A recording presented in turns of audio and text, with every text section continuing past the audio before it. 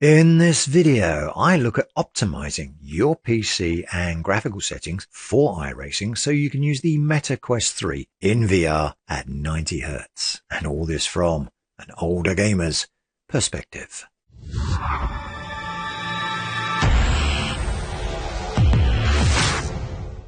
In a video of mine from early 2024, I took a deeper dive into the recommended settings for the 4070 Super when running the Quest 3 at 90 Hz. And while that video has been helping out a lot of people, and not just those with 4070 Supers, a number of things have changed in the iRacing graphics tab. And so that video is now sadly out of date. Side by side, you can see here in the new graphics tab on the right, the major difference is the lack of an anisotropic filter setting. This is now set to a default of ×16 and you cannot change that. The way in which you select MSAA has also changed, along with some other minor differences to the options available in this tab. However, for some people, the difference in VR performance with these new options has been anything but minor. So in this video, I'm going to take you through a step-by-step guide into how to get decent graphics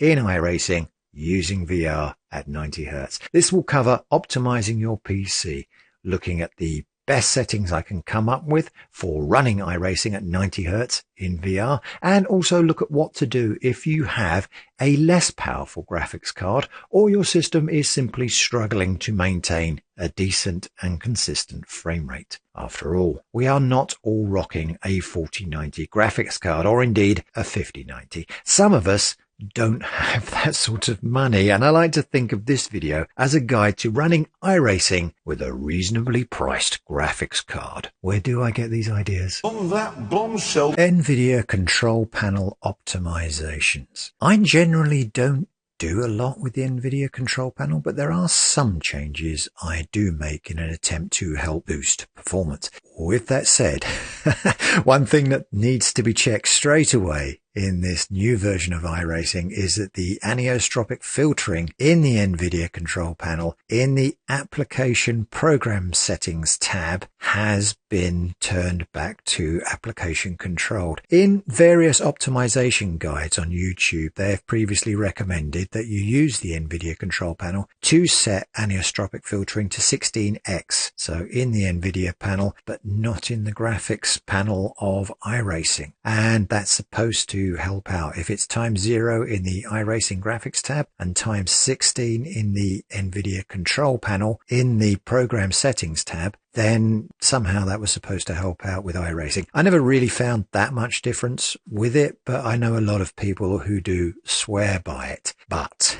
iRacing has now removed the anisotropic filtering setting completely from the graphics tab in iRacing and set the default that iRacing now uses to ×16, which you cannot change. So having it selected in the Nvidia control panel could conceivably mean that you double up this setting in both areas, in the Nvidia control panel and in the iRacing graphics tab. To avoid this, if you have altered the AF setting, and not everybody has, but if you have done this in the Nvidia control panel, you should set it back to application controlled. Here you see it using the global setting, application controlled. I'll come back to the global settings for the Nvidia control panel in a moment. But, and this is important, if you have changed the anisotropic value here, the Nvidia control panel can also automatically change other settings in this selection area. So to be safe, I would recommend using the restore button up here to reset this section. And then after you've done this, check that vertical sync is set to off, or as it is here in mine, set to the global setting, which is also off. You can change any of this back later if you feel it's appropriate, but as I said previously, I tend to leave most of this at the defaults. Important to note here is the defaults won't work for everyone, especially people with a system on the edge of reliable performance. But they do work well on my 4070 Super. But for everyone else, think of these as the starting point. The defaults being the starting point, and you should return to this panel only if you experience problems problems with iRacing that you can't solve using the iRacing graphics tab. Moving back to the global tab, I have most of the settings here set to the defaults, including power management mode, which a lot of guides tell you to set to prefer maximum performance, but I don't find that makes much of an FPS difference, but it can cause the GPU to get a little bit hot, so use it with care. One thing I have altered is the shader cache size to 100 GB. I'm not totally sure this makes much difference, but I have room on my hard drive, so I've done it. But be wary, if your drives are near to full, this might not be a good option for you. Lastly, I have text filtering for anisotropic sample optimizations set to on, and as mentioned earlier, vertical sync in this global setting is set to off. When you're finished altering whatever settings you feel appropriate, don't forget to click on the apply button at the bottom of the Nvidia control panel to make sure everything is saved before you exit this screen. If you want to look deeper into optimizing your Nvidia control panel, I suggest you watch this video by Tommy Brandon, a content creator who knows a good deal on this subject. I will put a link in the description below. With all that done, let's look at some more tips on optimizing your PC for VR sim racing. Ship systems are optimal. PC optimizations for sim racing. Before you start altering graphical settings in iRacing, it's worth taking a moment to check that your PC is running to its absolute best. Sim racing is very demanding of any PC, and when you add VR to the mix, PC performance has to be pushed as far as possible. Now, there are all sorts of ways to optimize your PC with no right answers, but for reference sakes only, this is my optimization method for my PC, which is a 4070 Super running on a 13600K CPU with 64 gig of DDR4 RAM. Overkill, I know, but I need it for my videos and photo applications. The OS is Windows 11, which is on an NVMe drive. iRacing is on a separate NVMe drive, and that seems to be a good way to set up a PC for VR sims or gaming in general. I also have a number of fans in my system to help avoid thermal throttling, which is where your CPU decreases its clock rate if it feels core temperatures are getting too high. So, with hardware looking as good as it can on my PC with the money I have available,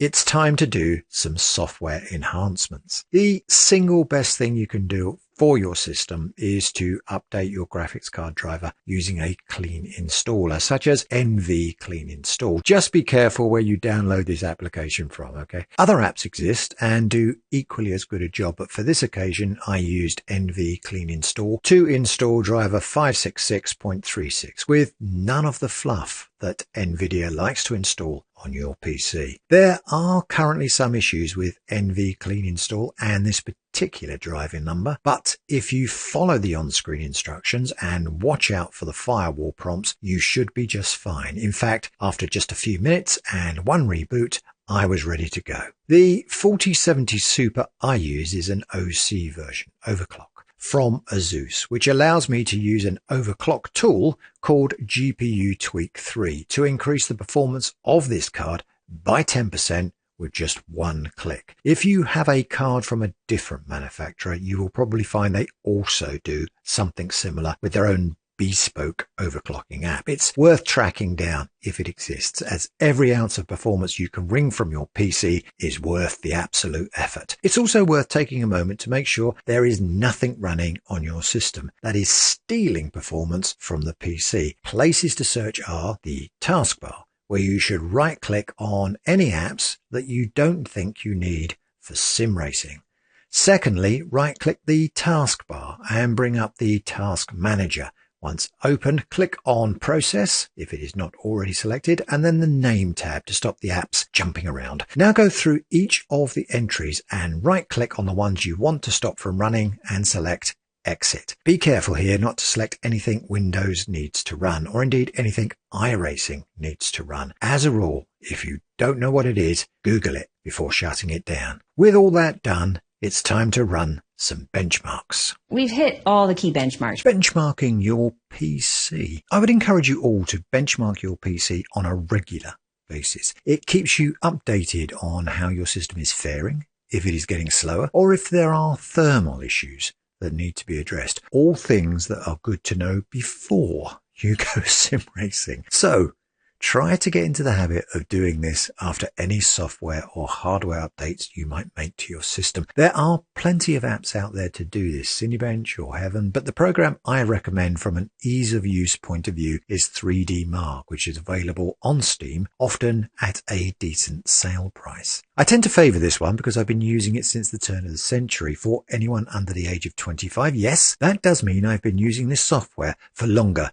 than you have been alive. 3D Mark contains many different benchmarks and some stress tests, which are good for identifying thermal throttling. But more importantly, if you save your results from each test, they can be stored on a database linked to your 3D Mark account, allowing you to compare results taken today with the last time you tested the system. That's really valuable information. Here you can see a test I completed using the Speedway benchmark with the results from last year. Looking at these test results, you can see that I have had a slight performance increase, probably due to the newer graphics card drivers. But there are other tests you can perform to compare CPU performance, for example, and even test the drive speeds on your system. You should do all of these, and you should do them regularly. Assuming all of this is looking good, you can also perform some stress tests just to make sure your cooling, power supply, and everything else is working just fine. And you are not seeing too much thermal throttling, or worse still, any blue screens. Something you really want to know about before you get into a sim racing session. This is all very important and a necessary part of trying to maintain a gaming PC that runs at optimal strength and speed. So don't overlook it, no matter what benchmarking software you use. Just as an aside here, if you are interested in benchmarking, I would recommend Benchmark Odyssey's channel, which contains some of the best and most accurate testing of any YouTube channel around. I will put a link for that channel below. But with all that benchmarking done, it's finally time to jump into iRacing and look at the new graphical tab and what settings will get the best out of your system for VR at 90 Hz. Getting excited. Optimal settings for iRacing at 90 Hz in VR.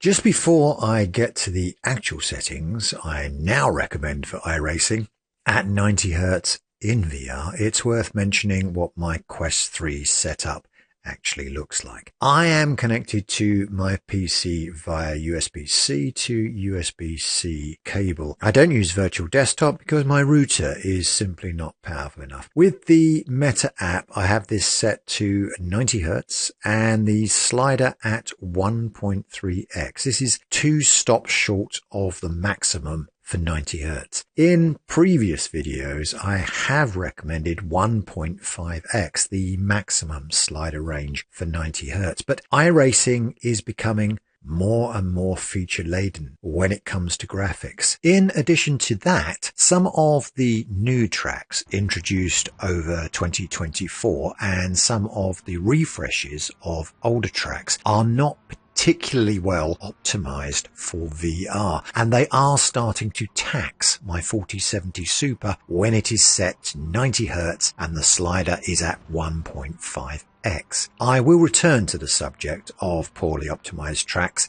later in this video, but for now I recommend that if you have a 4070 Super or a less powerful GPU, you need to set the Meta app to 1.3x or lower when using 90 Hz. This is to give you as much track compatibility as possible. If you're the sort of player like me who likes to swap between one track or another, the last thing you want to be doing is altering the slider on your Meta app before you go racing. 1.3x is going to probably be okay for most tracks, while 1.5x is only going to work for older tracks that have not been refreshed by the iRacing development team.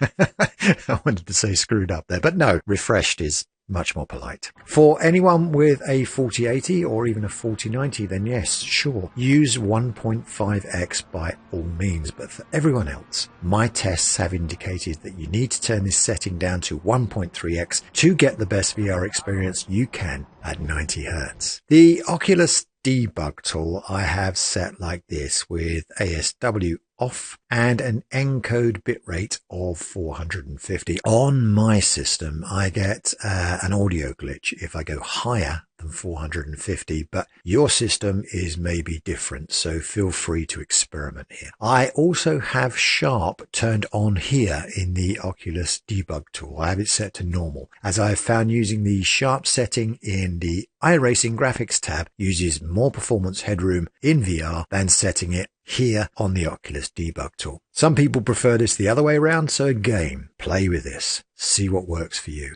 Like all my recommendations, treat them as a starting point rather than an end destination. With the baseline set for the Quest 3 settings, let's take a look at the new graphics tab for 2025 inside iRacing. In this new graphical tab, you can now only choose either FXAA, SMAA or MSAA as your chosen anti-aliasing method. You can no longer mix and match these. You can also select none, but this will make your eyes bleed, so avoid it. I don't like the way FXAA looks personally, and SMAA is very performance intensive on my system, so I prefer to use MSAA, which I set either to ×4 for dry weather or ×2 if it's a race session where I know there will be a lot of rain. Next to this setting is a drop-down menu which you can select one of the filter methods now used in combination with MSAA. These are soft,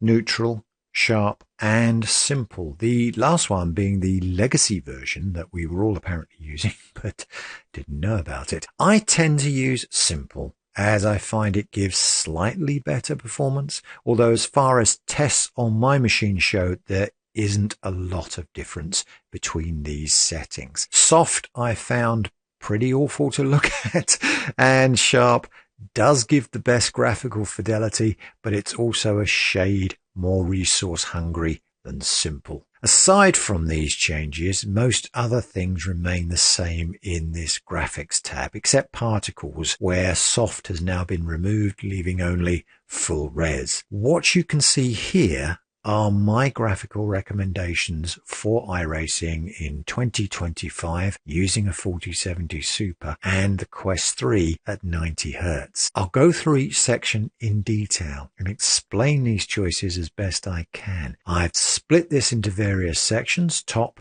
left, middle and right, so that you can find the information a little quicker. I will also provide timestamps to these sections so you can skip to the one that interests you the most or use them as reference points if you need to come back to this for whatever reason. First up is the top section. Top section of the graphics tab. At the top of the display, I have the resolution set to 1024 by 720, which only affects the display on the PC monitor. It has no effect on the output to the Quest 3. I set it like this to reduce the amount of PC resources required to display a mirror image of my VR race session on the monitor. Be nice if I could turn it off, but I can't. The UI is set at 80% for me. Otherwise, I find everything is too big in display. Alter this as you see fit. It has no actual effect on performance as far as I can see, but the black boxes, green lights, that sort of thing will be bigger or smaller depending on how you set this. Full screen is deselected again to reduce performance issues, and border is selected. Otherwise, I find my mouse can wander outside the mirror image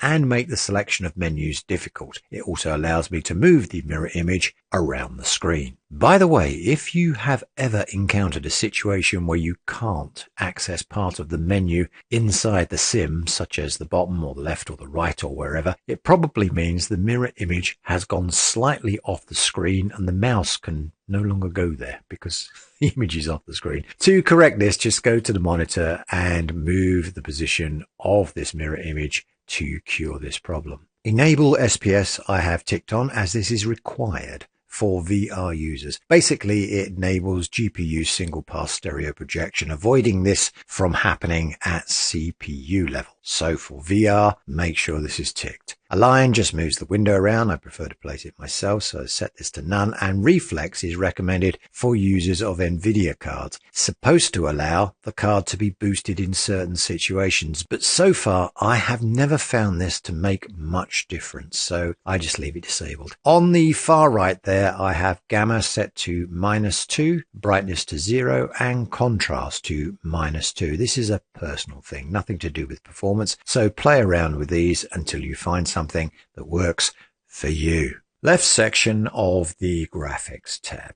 I have various different settings here which work for me in obtaining the best performance across various different tracks. That's an important point to note because the performance you get in iRacing in VR greatly depends on the track you are racing on. For example, when racing at Lime Rock Park, I can pretty much set everything to high in this section and still get decent performance headroom. However, if I try the same thing over at one of the recently added tracks, such as Nvidia, I get a really bad FPS experience. The thing is, I don't particularly need everything in this section set to high, and I certainly don't want to have to swap these settings out for different tracks. There are no presets in iRacing for saving graphical defaults like you get in ACC. If you're an iRacing developer, please give us presets in the graphics tab, please. So, in the iRacing of 2025, without presets to save my graphics too, I have made the decision to only have cars and event set to high detail, with all the rest set to low detail. This gives me great looking cars and enough detail around the track to add to the immersion factor without any unnecessary fluff like detailed sky, which I really don't need, or detailed crowds. Again, I don't need that. Just crowds will be fine. Or a higher definition in the grandstand, which can really rob my system of performance headroom when I'm coming past the pits and the main grandstand areas. And also on certain tracks like Nvidia, where you just get these problems the whole way round.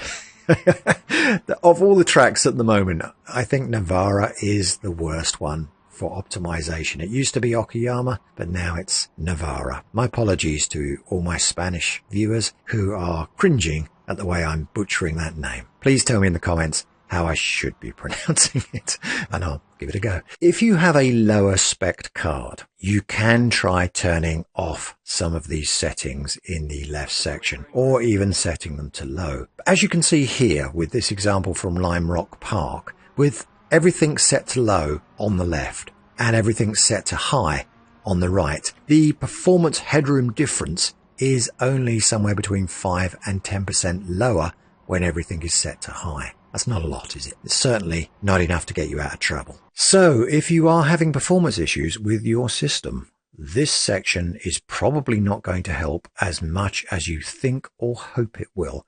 Don't worry though, I have other suggestions later in this video to help out with performance issues. Also in this section on the left is foliage, which I always have set to off, as I don't think grass is something I need in my sim racing life. Insert your own joke here. Particles I have set to low detail with full res checked on. This is enough to show me plenty of smoke from cars spinning out and all that good stuff. But setting it to low takes a little less performance from the PC. Underneath this section is maximum cars and draw pit. What's important to understand here is that maximum cars, this bit here, refers to how many cars iRacing extracts data from, not how many cars are displayed on the track or in the pits. The option that does control how many cars are displayed on track or in the pits is controlled here and is altered by using this drop-down menu. I have found these settings to be fine. This will display 30 cars in total on the track and show a maximum of 8 cars in my mirrors, unless I'm in the pits, when the maximum in my mirrors will be 4 cars. Under that is dynamic level of detail, which is a tough one to recommend, as I have found that turning this on can often lead to performance issues in itself, as the computer is constantly trying to work out how much detail to subtract or add back into the view. This can lead to some performance spikes and a whole lot of uneven frame rates. If you are racing on a poorly optimized track, it might help you, a bit, but it also might cause more problems than it solves. Use with caution. I have it set to off for both world and cars. Below this area is frame rate, which I set to whatever hertz value my headset is set to. In this case, 91.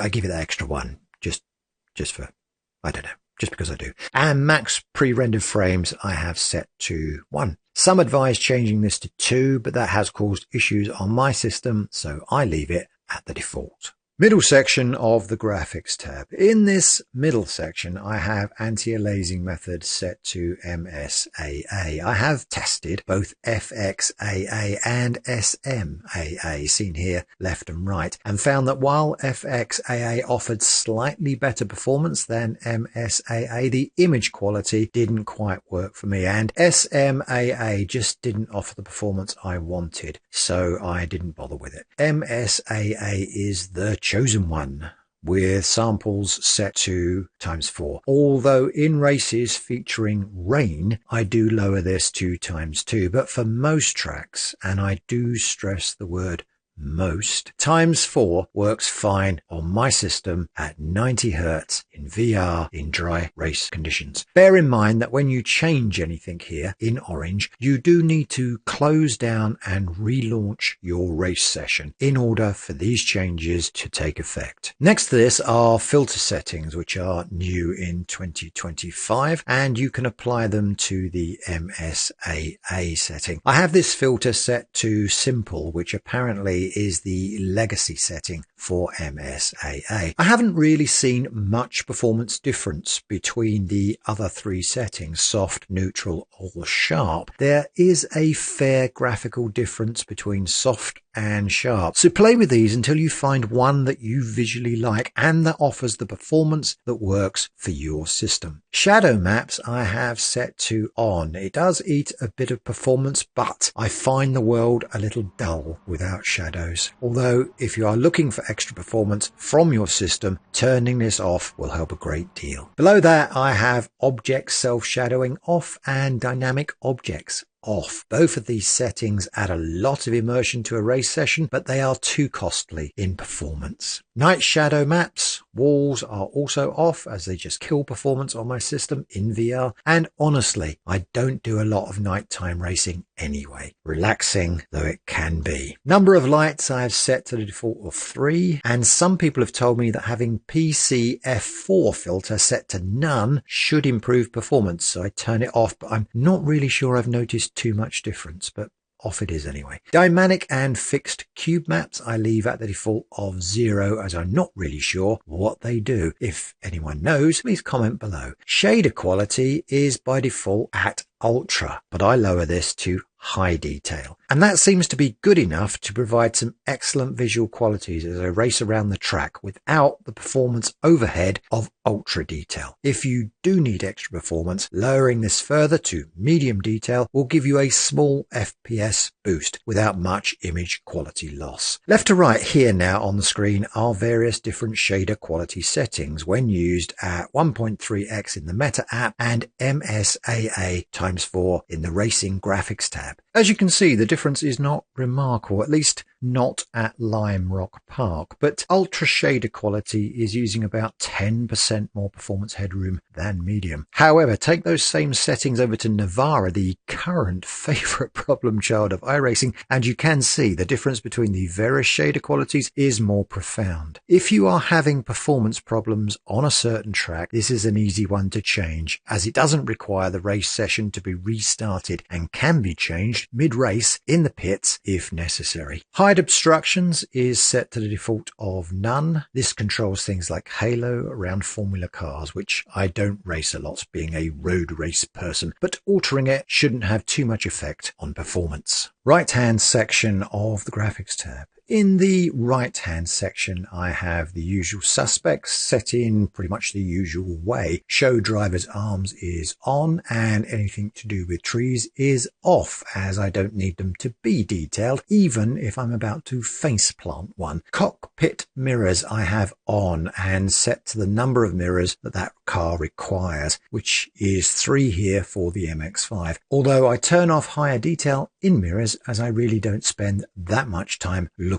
into one. contrary to popular opinion. Be aware some cars need the max set to 4. Headlights are set to low detail and headlights track in mirrors is off. Virtual mirror is off, but I will come back to that later in this video. Below this is SSR, which even though it's not in orange, can need a reboot of the race session before the change can take effect. I detailed this issue in this video here, which I will link below. Personally, I don't like SSR and will leave it off even when in the rain, as it is a big FPS killer, much like the rain. Sharpening I prefer to be handled by the Oculus debug tool, where I have it set to normal. Whichever way you choose, setting it in the Oculus debug tool or setting it in the iRacing settings, make sure it's one or the other and not doubled up, as that can cause problems. HDR, it's another one that needs a reset, but it isn't in orange. I have never really found a use for. Some say it can help with brake light visibility, but I've never had a problem with that, so I leave it off. SSAO, screen space ambient occlusion, is another setting that will affect the quality of shadows. Leave this off unless you have a very powerful system. And even then, probably best to leave it off, as the juice is not really worth the squeeze in my humble opinion. Video mem swap for high-res cars I have selected, as this can help performance, particularly on a heavy grid. And 2048 by 2048 car textures I also have selected, as this then displays a higher level of detail for the cars around me. It's not strictly necessary, but I do like the look of cars with these settings, so I leave it selected even if it's going to give me a performance hit. Hide car numbers I have deselected, as this only actually works in test sessions anyway, and has no effect on race sessions. Performance headroom on the 4070 Super at these recommended settings. With those settings in place, how does the performance headroom now look in VR at 90 Hz. So far in this video, I have mostly been working with AI races, which is a great way to figure out stuff, but no real indication of how those settings will work in a live race. The only way to test that is to take the settings to the racetrack, which is what you are looking at now. This is a rookie race at Lime Rock Park. 12 MX-5s on the grid, and as you can see, performance-wise, it's all looking good. With the performance headroom up there in the 40% mark, which is just what we're looking for. If you can get this sort of performance headroom like this on a fairly well optimized track like Lime Rock Park, you are in a good position to race on other less well optimized tracks without worrying too much about performance headroom. Here though, at Lime Rock Park, visuals are stunning, detailed and immersive. In fact, it all looks great, which is more than can be said for my luck during this particular race.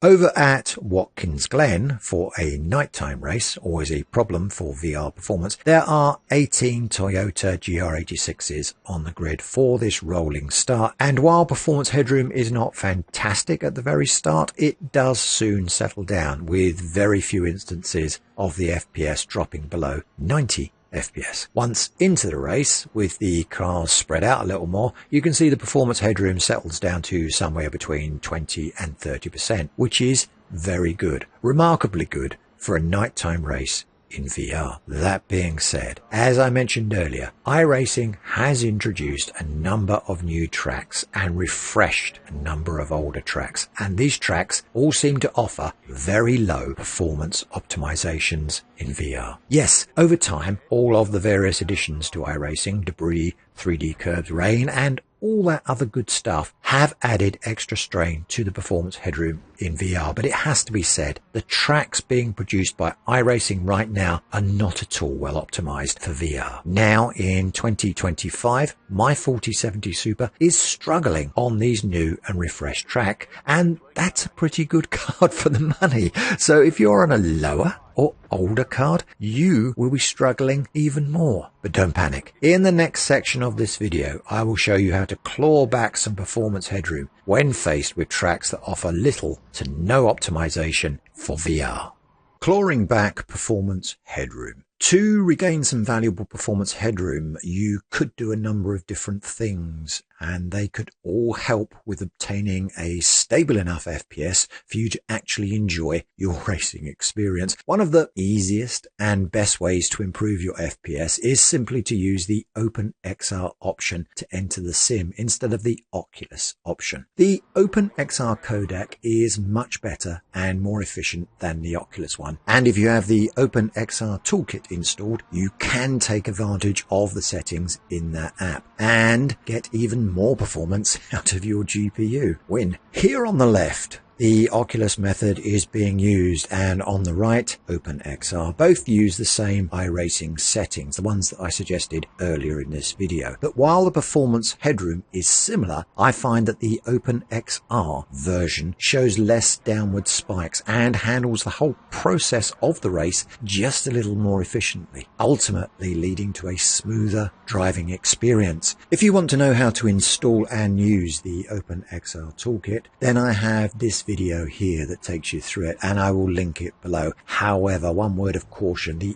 OpenXR toolkit is apparently no longer being developed and will at some point probably stop working with the Meta app or iRacing or both. At the moment it's working fine, but its future is uncertain. However, even without the toolkit, you should still be able to use OpenXR as your play method. If you don't want to install the OpenXR toolkit, or you can't use the OpenXR option for some reason, this performance gain can still be accomplished using the Oculus debug tool and the FOV tangent multiplier setting. A scary sounding setting, but don't worry, it's simple to use. I'll show an exaggerated version here so you get the idea. Here I enter 0.7 for the first entry and 0.7 for the second, and separate them both by a semicolon. Then hit enter. This should automatically now apply that setting. This crops the image as shown here, excluding pixels from the very top and the left of the image that don't really need to be rendered anyway. And ultimately, this boosts your FPS in a similar but slightly less elegant way to the OpenXR toolkit. Here on the left is the performance headroom without the cropping, and on the right with the cropping. As you can see, there is a significant gain at 0.7 by 0.7, but you can also get gains from entering 0.8 and by 0.9. You need to play around with these settings to get it right for your own personal experience, but be aware this setting can reset itself and needs to be checked before each race session. If you want to know more about the Oculus debug tool, take a look at this video, which I will link in the description below. But supposing you don't want to use OpenXR for whatever reason, and can't be bothered either with the FOV tangent multiplier, no worries, I have other ideas. So first of all, this is the quickest, quick-fire, one-click solution I know to improving FPS, although technically it's a two-click solution. Go to the graphics tab and turn off cockpit mirrors, one click, then turn on virtual mirror, second click. Here you can see the cockpit mirrors active on the left and the virtual mirror on the right, with a clear gain in performance headroom shown in the display. Not bad for just 2 clicks. And if you need a quick solution, it doesn't get much simpler than this. If you need more performance, try also turning down render quality to low, which will turn off a number of other functions in the iRacing graphics tab. And this can help improve performance. Unfortunately, none of this is going to help much when racing in the rain. For this, I would recommend turning down the MSA to ×2. Don't forget, to alter this particular setting, you need to shut down iRacing and relaunch the race session for the change in MSAA to take effect. If none of this is working for you on your system with your graphics card, then I can only suggest dropping the Meta app to 72 Hz. And then experiment with the slider and see how far you can push it to the right. It's a long-winded process, I know, and I can't give you the secret recipe for this because every PC is spec'd differently and set up differently. So it's simply a case of try and see what works. Pretty much the mantra of every VR user everywhere. I just wanted everything to be perfect. Conclusions. Sometimes when I watch YouTube videos, it feels like I'm one of the very few content creators who doesn't own a 4090, which to me is a little crazy, as according to the December 2024 Steam hardware survey, the top 3 GPUs were 3060s and 4060s. In fact, you have to go all the way down to place 29 before you see the 4090 appear, with just 1.16% of the gaming population using this GPU. My card, the 4070 Super, is in 18th place and the 4070 at 11th. So I do feel slightly more justified in this advice, but still, the 4090 thing rankles me from time to time. And yes, I know that not every sim racer is on Steam, and iRacing users do have a different kind of PC obsessive upgrading thing going on anyway. But still, to give advice on setting up a 4090 to the average VR iRacer with their average VR system kind of feels like someone shouting the football results to a drowning man. Sure, anecdotally, this information may be interesting before the drowning man sinks below the waves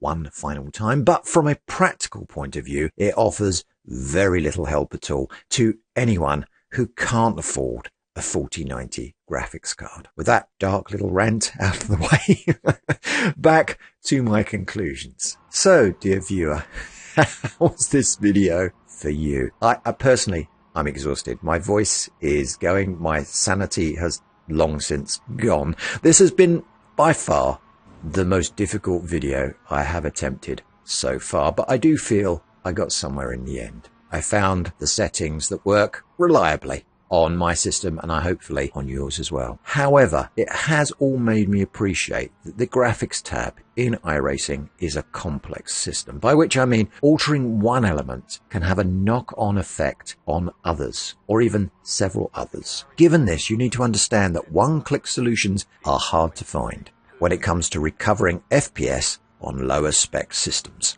And just closing down stuff in the graphics tab willy-nilly isn't always guaranteed to give the results you will be happy with in the long term. That being said, the settings I have suggested and the various performance clawbacks I have also suggested are worth a try for all VR users who have a 4070 Super or lower GPU in their PC. I can't guarantee it will all work for you on your system, but if your frame rate is struggling, it's certainly worth a try before you hit the upgrade option. Either way you look at it, iRacing is becoming more and more difficult to run in VR on anything but a reasonably high-end system. I have a 4070 Super and a 13600K, and I feel like I'm at the lower end of that scale of what is in fact possible in VR on the PC in iRacing, especially when it comes to graphical settings that don't make my eyes bleed. Of course, acceptable graphical quality is subjective to each user, but I do worry how long I can personally keep playing iRacing with the system I have if I want to use VR. And I do want to use my Quest 3 because I so love the immersion of VR. I really do. But the question of whether or not I should just swap to an ultra-wide monitor is one that haunts me every time iRacing updates something or other and my VR performance takes another hit. A topic perhaps for a different video. In the meantime, I hope you found these settings helpful and they give your VR experience a much needed boost. Until the next video, race clean and I'll see you on track.